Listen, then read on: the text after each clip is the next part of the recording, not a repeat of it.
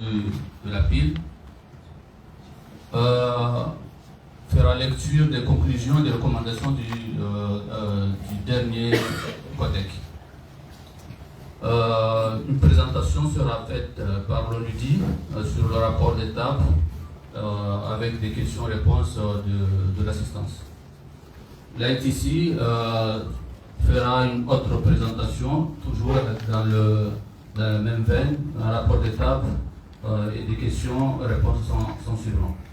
Voilà très brièvement l'agenda de la demi-journée pour le cinquième CODEC. Merci, Monsieur le Secrétaire Général, le Bureau de l'Union Européenne pour les discours d'ouverture. Merci beaucoup.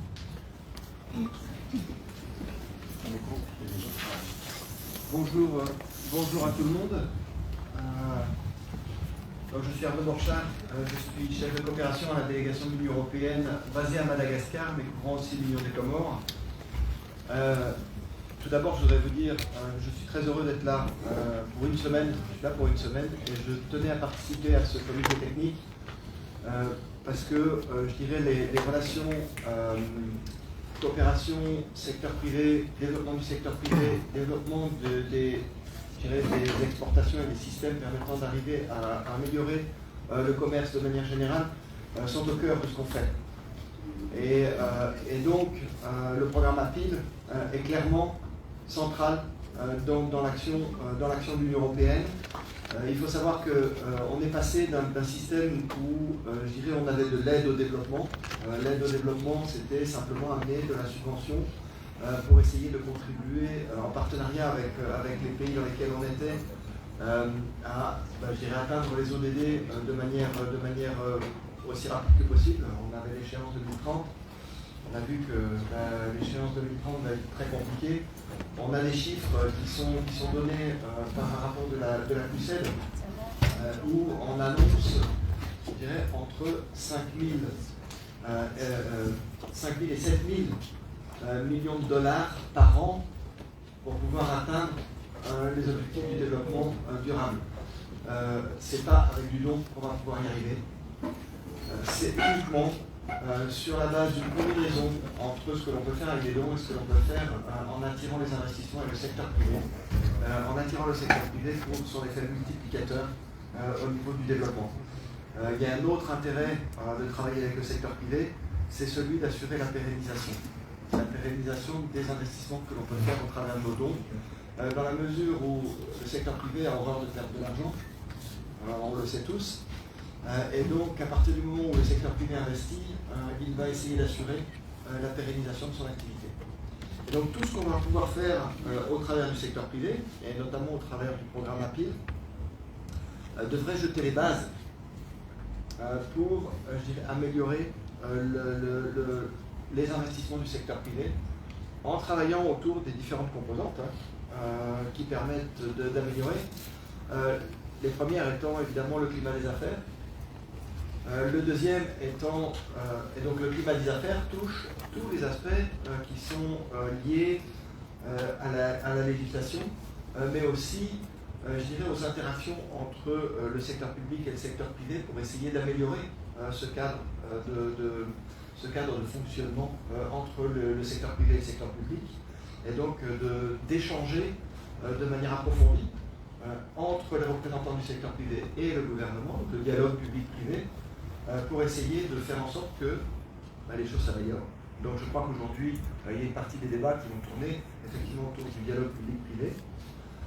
Ça tourne aussi, je dirais, autour d'autres aspects qui sont liés au développement des accords commerciaux, que ce soit les APE pour ce qui concerne l'Union européenne et les Comores, mais c'est aussi l'OMC. Récemment, les Comores ont adhéré à l'OMC. C'est aussi la SDCAF, donc la zone de libre-échange au niveau du continent africain, où pareil, les Comores ont adhéré. Et il y a un certain nombre de conditions pour pouvoir arriver à être à niveau pour pouvoir supporter la concurrence avec les voisins et pouvoir échanger avec les voisins. Donc ça aussi, ce sont des aspects qui sont clés. Et puis, il y a évidemment, si on veut vouloir exporter, il y a un débat qui doit avoir lieu aussi aujourd'hui. Je suis très intéressé de pouvoir entendre un petit peu ce qui va se passer. C'est Authentic Comores. Où on va avec Authentic Comores?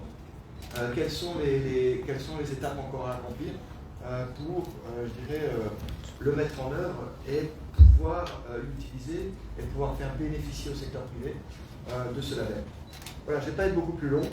Je vais être là surtout pour écouter. Si j'ai des questions, je me poserai des questions. Mais je suis surtout là pour écouter les échanges et voir un petit peu où on en est avec la mise en œuvre des aspects techniques du programme APIL. Encore une fois, on n'est pas en comité de pilotage, on est ici en comité technique pour essayer de débroussailler le terrain et de préparer éventuellement des orientations plus stratégiques qui pourront être prises au niveau du comité de pilotage. Voilà, je m'arrête là et je vous remercie.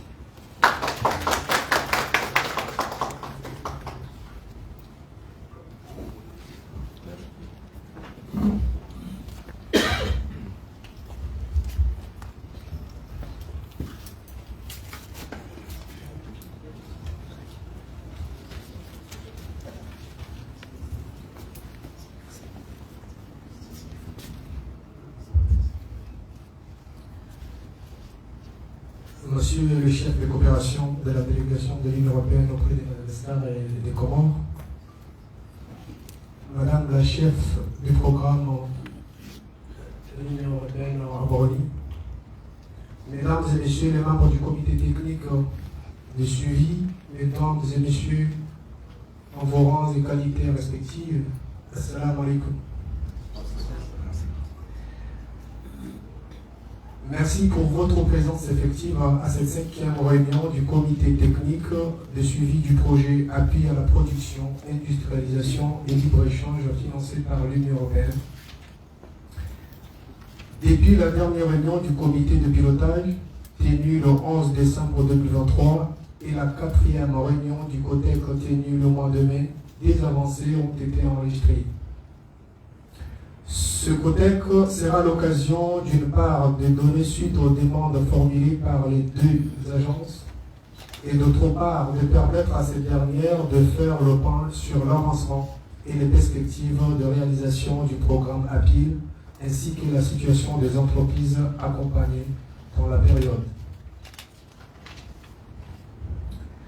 Les travaux de cette journée consistent d'ailleurs de faire un point sur la réalisation des tâches du programme en rentrant dans les délais techniques et en suivant le planning.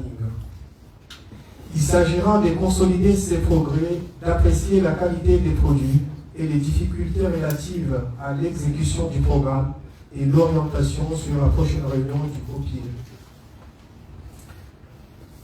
Chers collègues du comité technique de suivi, Mesdames et Messieurs, le dialogue au public privé, la diversification économique via la transformation industrielle auquel nous aspirons tous est un travail continu qui requiert les efforts de toutes les parties prenantes.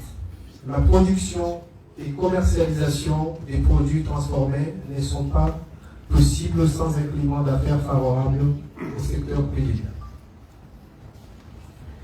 Donc, parallèlement, nous devons également créer les conditions des partenariats publics-privés favorables au commerce et à l'investissement.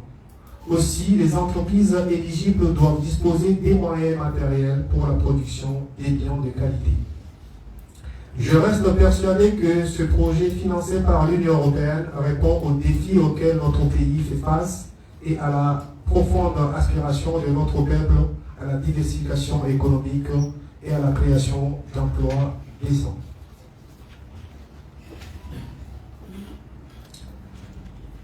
Madame la chef de programme auprès de l'Union européenne en Arbonie, je voudrais saisir cette opportunité pour saluer votre leadership dans la conduite de ce projet APIL. C'est l'occasion pour moi aussi de féliciter l'équipe du projet pour le travail qui est fait jusqu'à présent. En ma qualité du président en exercice du comité technique de suivi, j'attache beaucoup d'importance aux résultats auxquels vous allez obtenir au terme de vos travaux. Comme vous le savez, cette réunion du COTEC sera suivie dans quelques jours de la réunion du comité de pilotage. Je rappelle que notre mission est cruciale au sein de ce comité, car il s'agit de veiller à ce que les conditions de mise en œuvre du projet permettent l'atteinte des objectifs de façon efficace et efficiente et que le projet réponde aux besoins des bénéficiaires de manière cohérente, en conformité avec les objectifs du programme. Comptant sur notre expérience et la connaissance du dossier expertise, je suis persuadé que nous parviendrons aux résultats attendus. Je ne finirai mon propos sans pour autant adresser mes remerciements à l'ensemble des équipes mobilisées pour l'exécution de ce projet. Sur ces mots, je souhaite plein succès à nos travaux et déclare ouverte la 5e réunion du comité technique de suivi du projet d'appui à la production, industrialisation et libre-échange APIL, financé par l'Union européenne. Merci pour votre attention et surtout vos actions en faveur de la production, industrialisation et le libre-échange.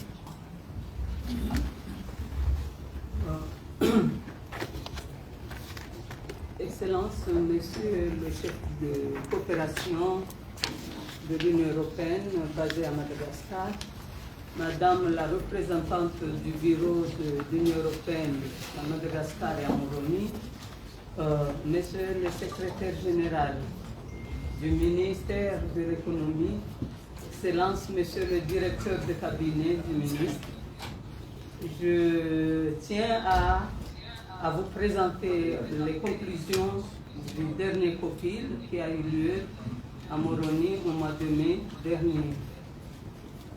On avait le dernier COPIL, ou bien le précédent COTEC, avait un sujet très spécial, celui de la mobilisation des ressources, des imprévus, par les deux agences, à savoir l'ONUDI, pour accompagner ou bien compléter des entreprises supplémentaires qui devraient bénéficier des équipements à la demande du gouvernement. Et puis, il y avait une mobilisation sollicitée ou deux par l'ITC pour accompagner, pour compléter les actions qu'ils étaient en train de mener en rapport avec le dialogue public-privé. Mais il y a aussi un besoin exprimé par l'ITC pour pouvoir accompagner les actions relatives à la mise en place d'une marque de produits comoriens. C'est un travail qui a déjà commencé avec les ressources qui étaient déjà disponibles émanant du bailleur, mais ils avaient soumis une demande pour mobiliser encore de l'argent pour qu'ils puissent continuer sur les travaux de la marque, concernant la marque.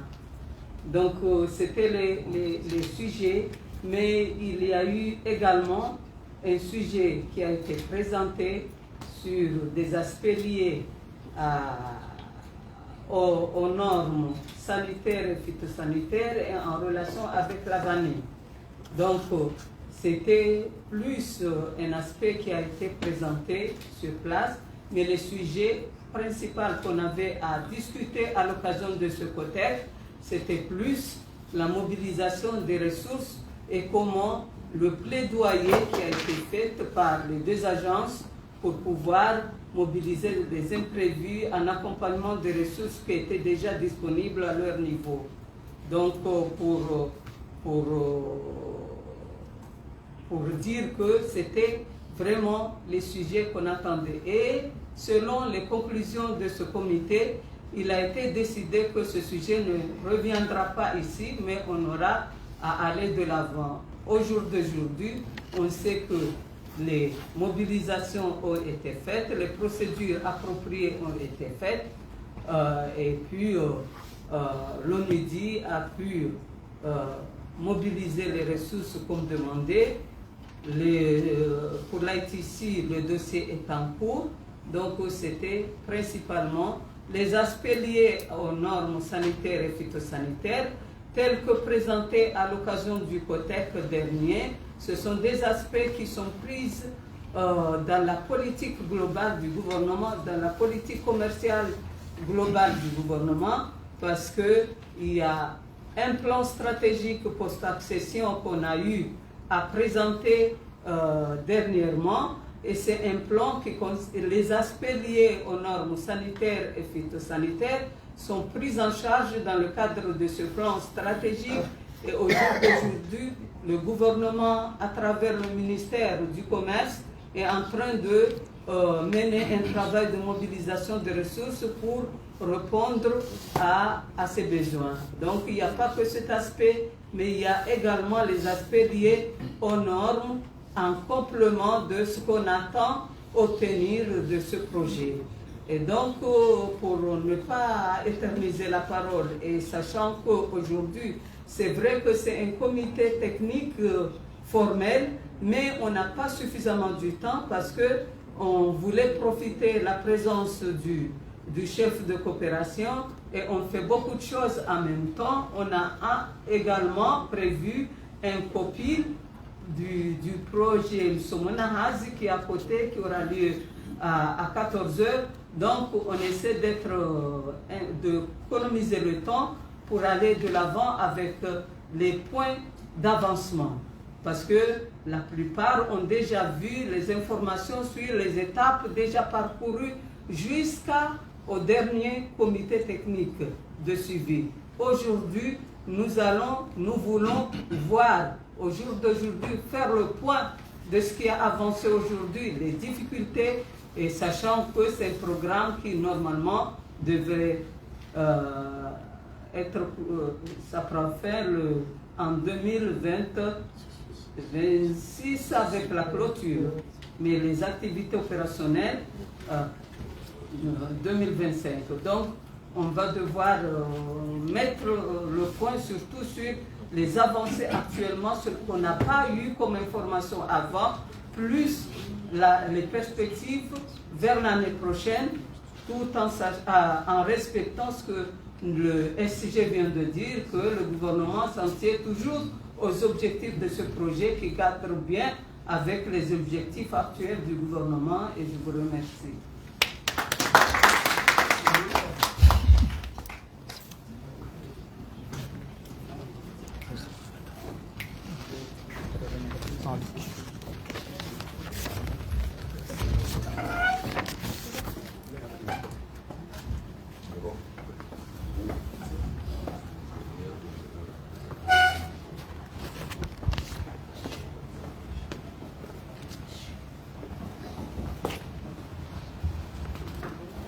Maintenant, si Madame Ebé est en ligne, elle pourrait faire la présentation de l'ONUDI. S'il vous plaît, partagez l'écran. Merci.